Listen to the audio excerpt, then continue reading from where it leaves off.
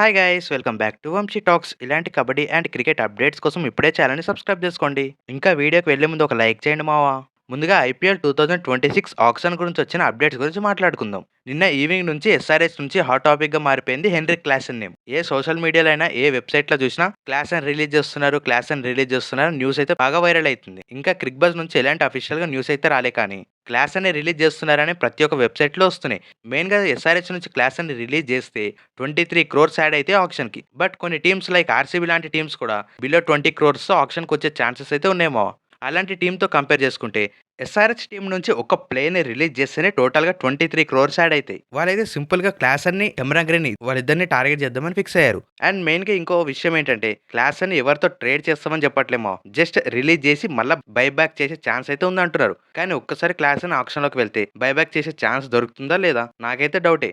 ఒకవేళ ఇదే రూమర్ నిజమైతే ఆప్షన్లో కెమెరాన్ గ్రీన్ ప్లస్ క్లాస్ అనేది తీసుకోవడం చాలా కష్టమవుతుంది. మెయిన్గా ఎల్ఎస్జీ లాంటి టీమ్స్ అండ్ కేకేఆర్ లాంటి టీమ్స్ క్లాస్ కోసం చాలా ఇంట్రెస్టింగ్గా ఉన్నాయి. ఈ రెండు ప్లేయర్స్లో ఒకటే ప్లేయర్ దొరికే ఛాన్స్ అయితే ఉంటుంది ఆప్షన్లో. సో యాజ్ ఏ ఎస్ఆర్హెచ్ ఫ్యాన్గా క్లాస్ అని నిజంగానే మనం మిస్ అవుతున్నామంటే ఎస్ఆర్హెచ్ చాలా పెద్ద పొరపాటే చేస్తుంది. అలాంటి హిట్టర్ మళ్ళీ మనకు దొరికే ఛాన్స్ అయితే ఉండదు. చూద్దాం మరి ఈ రూమర్ ఎంతవరకు నిజమవుతుందో. దీని మీద అఫీషియల్ గా వచ్చినంత వరకు వెయిట్ చేద్దాం. దీని మీద మీ అభిప్రాయం ఏంటో కింద కామెంట్ చేయండి. ఇంకా మన సెకండ్ అప్డేట్ విషయానికి వస్తాడికి క్రిక్ బజ్ నుంచి అయితే అఫీషియల్ గా వచ్చింది. మన ఛానల్లో వాషింగ్టన్ సుందర్ సిఎస్కే వెళ్తాడు ఆరు వెళ్ళడానికి దాని గురించి క్లారిటీగా మాట్లాడుకున్నాం. మాక్సిమం వెళ్లే ఛాన్సెస్ లేనట్టు తెలుస్తుంది. మెయిన్ గా వాషింగ్టన్ సుందర్ అయితే రీసెంట్ ఫామ్ చాలా అదరగొడుతున్నాడు. సో తనని రిటైన్ చేసుకోవాలని జీటీ ప్లాన్ చేస్తున్నట్టు తెలుస్తుంది. అండ్ ఇంకా మన third point KL Rahul to KKR. ఈ రూమర్ కూడా చాలా స్పీడ్ గానే స్ప్రెడ్ అయింది. బట్ మన ఛానల్లో అఫీషియల్ గా వస్తేనే చేద్దామని వెయిట్ చేశా. ఈ ట్రేడ్ రూమర్ కూడా 100% జరగదని క్లారిటీ ఇచ్చింది భయ క్రిక్ బస్. ఇది ఇప్పటి వరకు ఉన్న ఐపీఎల్ అప్డేట్స్. ఇంకా మనం మెయిన్ వీడియోలోకి వెళ్తే 2025 ఐపీఎల్ ఆప్షన్ లో హైయెస్ట్ ప్రైస్ పెట్టుకొని తర్వాత ఒక్క మ్యాచ్ లో కూడా మ్యాచ్ విన్నింగ్ పర్ఫార్మెన్స్ ఇవ్వని ప్లేయర్స్ గురించి మాట్లాడుకుందాం.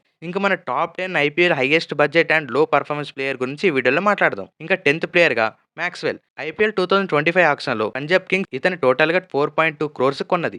మ్యాక్స్వెల్ 2025 లో ఇంజరీ కారణంతో రూల్డ్ అవుట్ అయితే అయిపోయాడు. టోటల్ గా 6 మ్యాచెస్ ఆడితే జస్ట్ 48 రన్స్ మాత్రమే చేశాడు. ఇతని నుంచి అయితే ఒక పూర్ పర్ఫార్మెన్స్ మళ్ళీ ఒకసారి చూసామని చెప్పాలి. ఐపీఎల్ లో ఎన్ని సీజన్ ఇలా ఆడుతాడో అర్థం కావట్లేదు మావా. ఈ సీజన్ లో తనని అయితే రిలీజ్ చేయడం పక్కాగా కనిపిస్తుంది. చూద్దాం మరి ఈ సీజన్ లో ఏ టీం కొంటుందో ఆ టీంలో అయినా మంచి పర్ఫార్మెన్స్ ఇస్తాడో లేదో.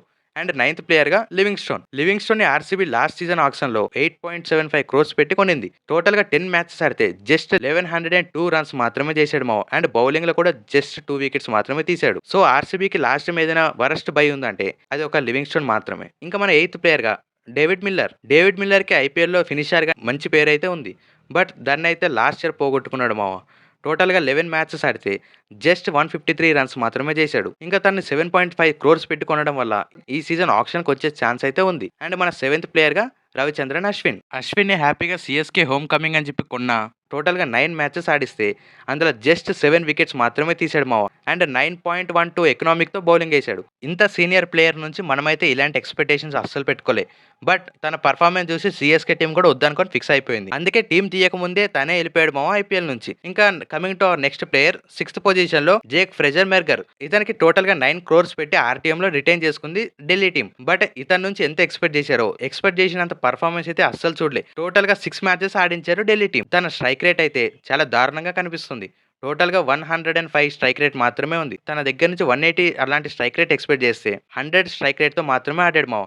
తన హైయెస్ట్ రన్స్ 38గా ఉన్నాయి. సో తనైతే రిలీజ్ చేయడం పక్కాగా అనుకుంటున్నారు ఢిల్లీ టీం. ఇంకా మన నెక్స్ట్ 5th పొజిషన్ లో మిచెల్ స్టార్క్ 2024 లో హైయెస్ట్ బిడ్ వచ్చింది. బట్ కమింగ్ టు 2025 ఆక్షన్ లో 11 crores 75 lakhs కొన్నారు. తనైతే టోటల్ గా 11 మ్యాచెస్ ఆడితే 14 వికెట్స్ మాత్రమే తీసి 10.16 ఎకనామిక్తో ఉన్నాడు. ప్రతి ఒక్క మ్యాచ్లో మోర్ దెన్ 10 రన్స్ కన్నా ఎక్కువ ఇస్తున్నాడు. అండ్ ఒక మ్యాచ్లో 5 వికెట్స్ ఆడింది ఎస్ఆర్హెచ్తో.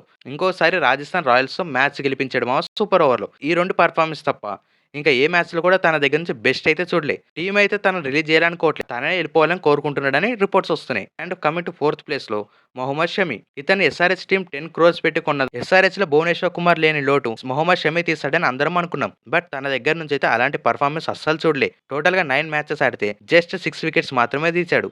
అండ్ ఎకనామిక్ అయితే చాలా ఘోరంగా కనిపిస్తుంది. ఏకంగా 11.23 ఎకనామిక్ గా ఉంది. కానీ అప్పుడున్న షమికి, ఇప్పుడున్న షమికి చాలా డిఫరెన్స్‌గా కనిపిస్తుంది. తను రీసెంట్‌గా ఆడుతున్న రంజీ మ్యాచెస్‌లో 2 మ్యాచెస్‌లో టోటల్‌గా 15 వికెట్స్ తీసి తన ఫిట్‌నెస్ అండ్ తన అక్యురసీ ఏంటో మళ్ళొకసారి ప్రతి ఒక్కరికి ప్రూవ్ చేసి చూపిస్తున్నాడు. చూద్దాం మరి ఈసారి ఎస్ఆర్‌హెచ్‌లో రిటైన్ చేసుకుంటారో ఆర్ రిలీజ్ చేస్తారో. ఇది మొహమ్మద్ షమి యొక్క విషయం. ఇంకా మన టాప్ 3 లో పర్ఫార్మెన్స్ విషయంలో టాప్ 3 పొజిషన్‌లో రషీద్ ఖాన్. గుజరాత్ టైటన్స్ అయితే సుమన్ గిల్‌కి, సాయి సుదర్శన్‌కి అలాంటి ప్లేయర్స్‌ని కూడా కాదనుకొని నంబర్ 1 పొజిషన్ ఇచ్చారు మామ రషీద్ ఖాన్‌కి. 18 క్రోర్స్ పెట్టి రిటైన్ చేసుకున్న తన పర్ఫార్మెన్స్‌కి తనకిచ్చిన ప్రైజ్‌కి అయితే అస్సలు సెట్ కాలే మావ. టోటల్‌గా 15 మ్యాచెస్ ఆడితే అందులో జస్ట్ 9 వికెట్స్ మాత్రమే తీశాడు. అండ్ ఎకనామీ కూడా 9.34 కనిపిస్తుంది. తన దగ్గర నుంచి ఎప్పుడు మనం బిలో 6 మాత్రమే చూస్తాం.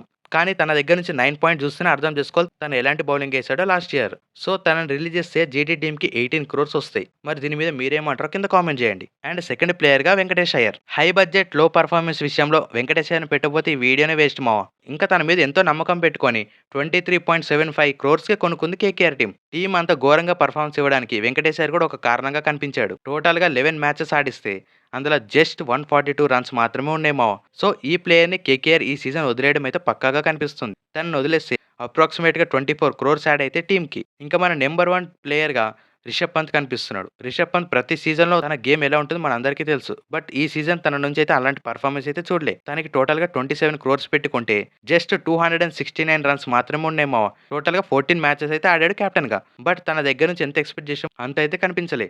కానీ ఈ సీజన్‌కి ఎల్ఎస్‌జీ కెప్టెన్‌గా మళ్ళా తనని రిటైన్ చేసుకుంటే అని రిపోర్ట్స్ అయితే వస్తున్నాయి. చూద్దాం మరి. ఈ సీజన్ అయితే తన నుంచి బెస్ట్ కమ్‌బ్యాక్ చూడాలని నేనైతే మనస్ఫూర్తిగా కోరుకుంటున్నా. ఇంకా ఈ 10 ప్లేయర్స్‌లో మీకు ఏ ప్లేయర్స్ పర్ఫార్మెన్స్ నచ్చలేదో కింద కామెంట్ చేయండి. ఇక్కడి వరకు వీడియో చూసినందుకు thank you so much. Please